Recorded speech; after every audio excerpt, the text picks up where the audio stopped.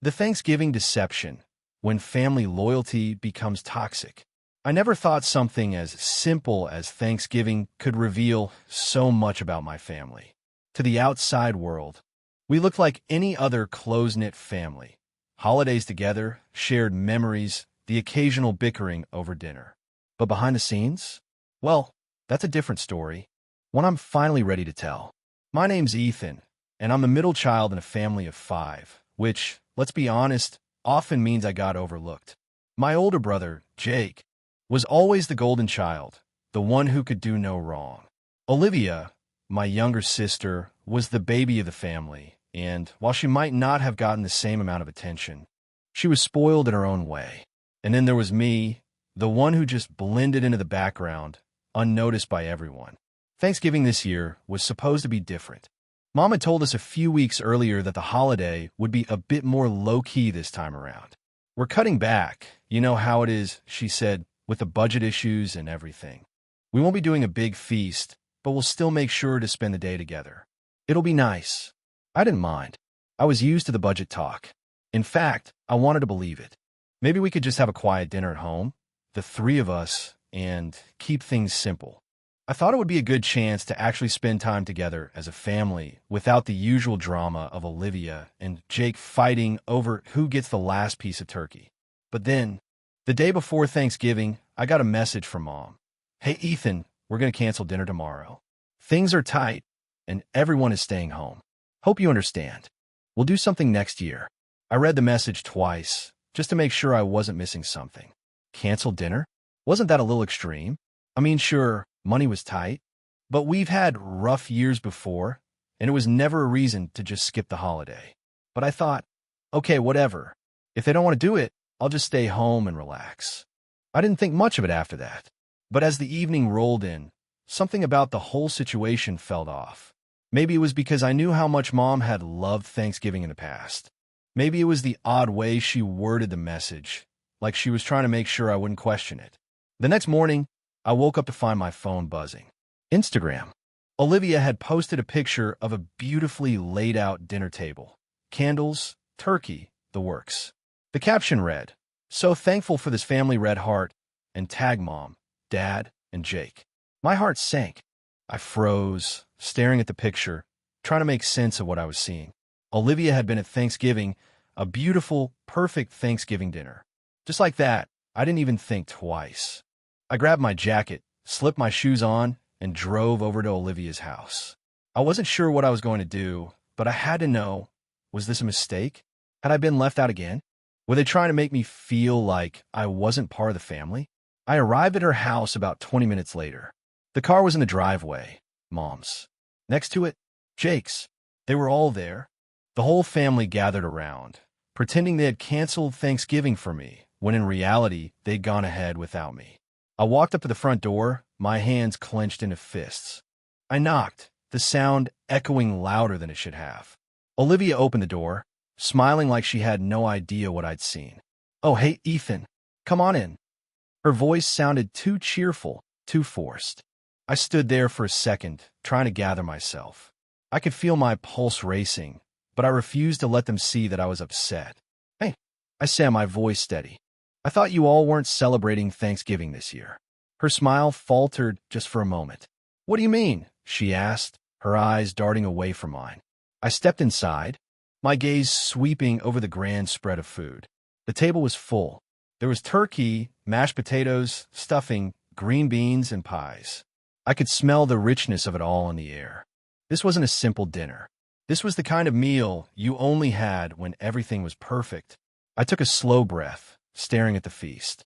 Then I turned to Olivia, who was still standing by the door. Mom texted me. She said Thanksgiving was canceled because of budget issues. Everyone was staying home, I said calmly. But it doesn't look like that's what happened here. Olivia blinked a few times, her mouth opening and closing as if she was trying to find the right words, but nothing came out. "Where is everyone?" I asked, trying to keep my voice even. She hesitated, then gestured to the living room, where Mom and Dad were sitting on the couch, chatting. Jake was already at the table, digging into his plate of food. I walked in, my eyes never leaving Olivia. She stood there, watching me as I made my way toward the couch. "Hey, Mom," I said, forcing a smile, though my stomach churned. "I thought we weren't doing anything for Thanksgiving this year." Mom looked up from her plate, a flash of guilt crossing her face before she quickly masked it with a smile. "Oh, Ethan, sweetheart," she said in her sweetest tone, "we just couldn't cancel this year. You know how it is. We wanted to do something special for Jake and Olivia." The words stung like a slap in the face. "So you all just decided to go ahead and have this without me, huh?" She blinked, her eyes widening slightly, but she tried to laugh it off. "It's not like that. We just thought you were too busy with work and didn't want to come, with everything going on." I could feel my heart pounding in my chest, but I kept my voice steady. "Right, I see. I guess I didn't realize that family only counts if you're the right kind of family member, huh?" I heard Jake snort from the table, and my eyes snapped to him. "What's so funny?" He shrugged, a smirk tugging at his lips. "Nothing. Just the usual drama." Mom shot him a glare, but she didn't speak up. I wasn't going to let this go. I couldn't. So I said slowly, my eyes locking onto hers, "You decided to cancel Thanksgiving for me, but then went ahead and did it anyway, without even telling me. Was I really that much of an inconvenience?" Mom's smile faltered, and for the first time, I saw her try to mask the guilt. "It wasn't like that at all, Ethan. We didn't want to hurt your feelings." I stared at her, my mind racing. How could they do this to me? All the lies, the manipulation, the way they'd made me feel like I was some afterthought. But I wasn't going to cry. I wasn't going to make this easy for them. "I get it now," I said, turning around to leave. "You don't want me here, but at least be honest about it next time." And just before I stepped out the door, I heard Olivia call after me, "Ethan, wait."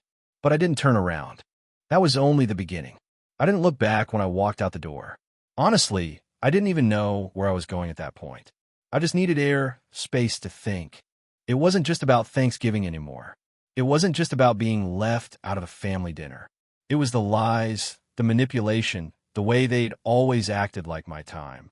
My presence wasn't worth as much as anyone else's. As I drove home, I could feel the weight of everything crashing down on me.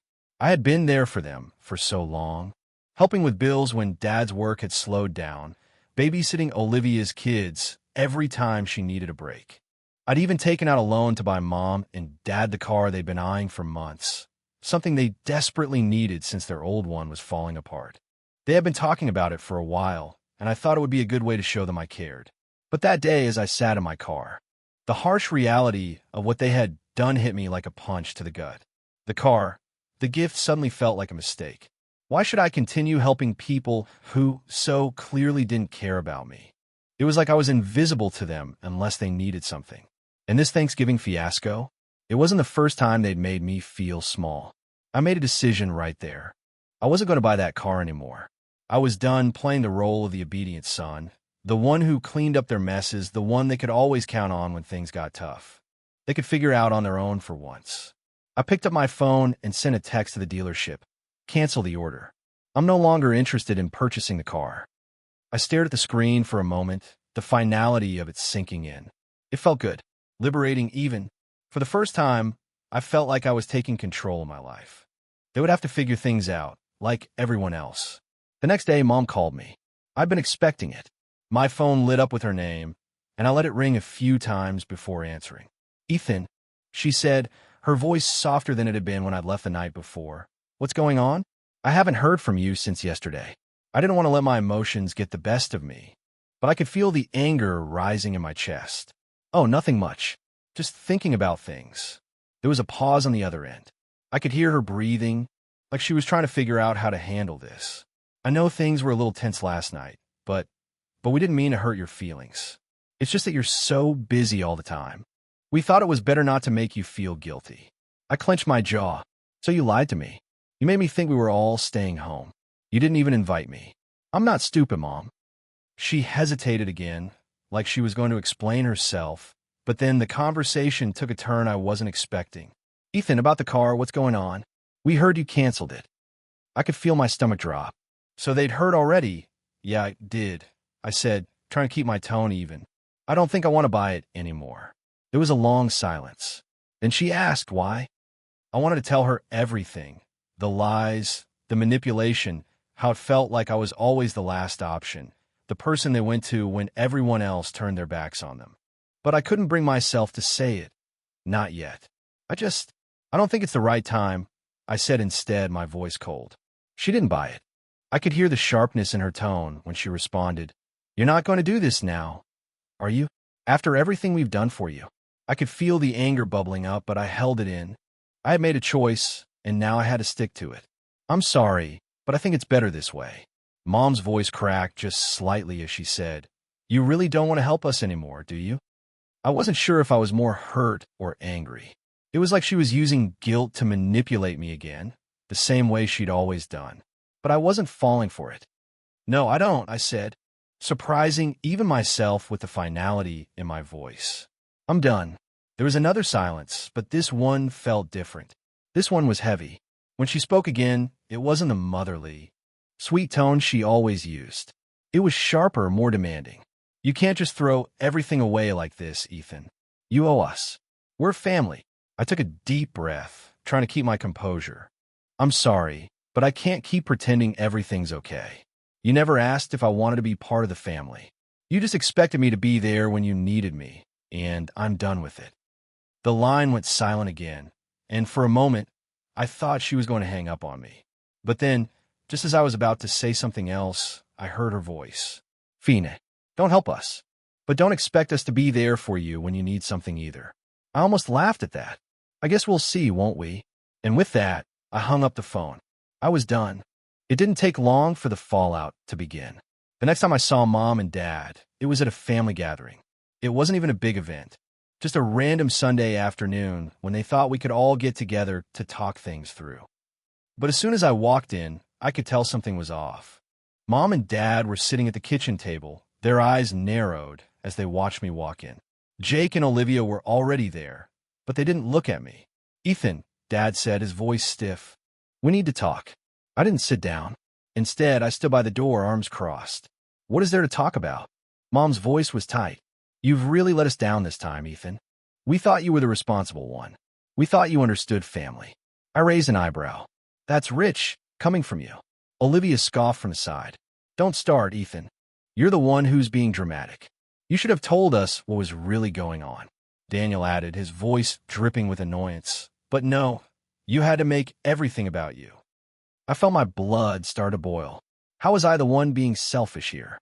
It wasn't me who had canceled the Thanksgiving dinner and lied about it. "I don't think I have to explain myself," I said, my tone clear. "But if you want the truth, I'm tired of being the one who cleans up your messes. I'm done being the fallback. I'm done." Mom's face twisted with something between guilt and anger. "You're being unreasonable." "I don't think so," I said. "You just don't like it when I stand up for myself, do you?" "Don't make this harder than it has to be," she snapped. "You'll regret this." "Ethan, you're throwing everything away." "I'm not throwing anything away," I said. "I'm just deciding to stop giving when I get nothing in return. But you'll figure that out when it's too late." And just like that, the walls between us were solidified. The days that followed felt like walking through thick fog. Every time I picked up my phone, there were missed calls, voicemails, and texts from Mom and Dad. They were desperate to get me back on their side, desperate to undo what I'd done. But the more they tried, the more I realized just how much they depended on me for their comfort, their stability. And I wasn't going to let that guilt trip me into returning to the same toxic pattern. One evening, a few days after that uncomfortable gathering at their house, I got a text from Mom. "We're so sorry, Ethan. We've been under a lot of stress lately. We just wanted to keep things simple. Can we talk?" I didn't respond. I stared at the text for what felt like an eternity, my thumb hovering over the keyboard. What was there to say? They hadn't changed. They never would. But still, the familiar pang of guilt twisted in my stomach. I'd always been the one to hold the family together, the one who kept things from falling apart. But now, standing firm in my decision, I ignored that nagging voice. The next morning, Mom showed up at my door. I wasn't surprised. It was their way of breaking down my walls, forcing me to see their side. She had a way of making her problems feel like mine, wrapping them up in a way that made me feel like I owed her an explanation. I opened the door, my arms crossed. "What's going on?" She looked tired and small. She forced a smile. I just wanted to come and talk. I know you're upset, but we can work through this. Please, Ethan. We're your family. We need you. I couldn't believe how easily she slid into her victim role. But I didn't let it show. You need me? Is that how you see it? Her eyes welled up. You've always been the one who understood, Ethan. You were the one I could count on when everything else fell apart. But now you're shutting me out, and I don't understand why. The word stung, but I couldn't let her win this time. Maybe it's because you've never really seen me. You've always used me. My time, my money, my effort, like I'm just supposed to drop everything when you need something. I'm tired of being your safety net, Mom. She wiped her eyes, a slow tear sliding down her cheek. Please, Ethan, I'm not trying to use you. I don't know how to handle everything anymore. The bills, your dad's health, it's too much for me. I just want things to be like they were. I miss my son. I almost gave in. I could see it, the desperation, the fear of using me. It was all right there, in the way she clung to her words, in the way she made everything sound like it was falling apart without me. But I had to remind myself of what I had already seen, the games, the manipulation, the way they always made me feel like I was the one who had to hold it all together. No, Mom, I said, shaking my head. You don't get it. This isn't about me. It's about you. And the way you treat me.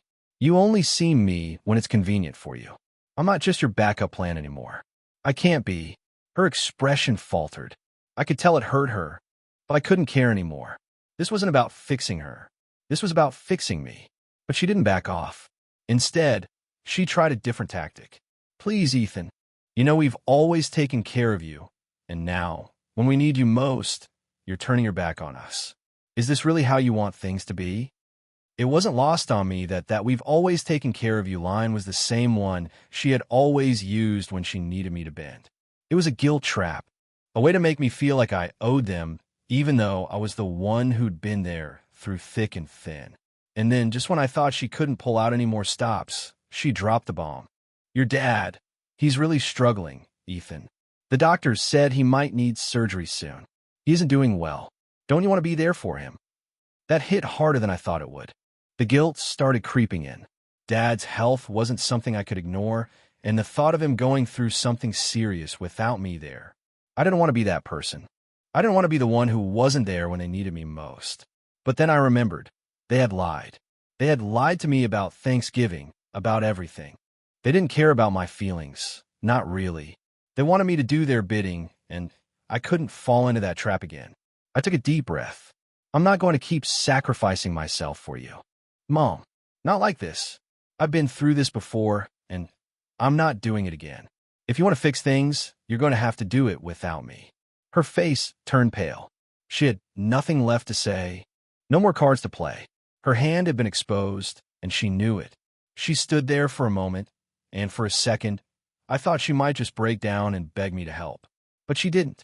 Instead, she straightened up, her posture stiffening. Fine. If that's what you want, just don't come crying to me when you need something. Don't expect me to be there when you realize you've thrown everything away. I stared at her, my chest tight. I'd already made my decision. With that, she turned and walked away. But before she left, she gave me one last look, one last desperate glance, as if she were hoping I'd change my mind. I didn't. The days after that felt like I was walking a tightrope, balancing between the guilt of cutting ties and the relief of finally standing up for myself.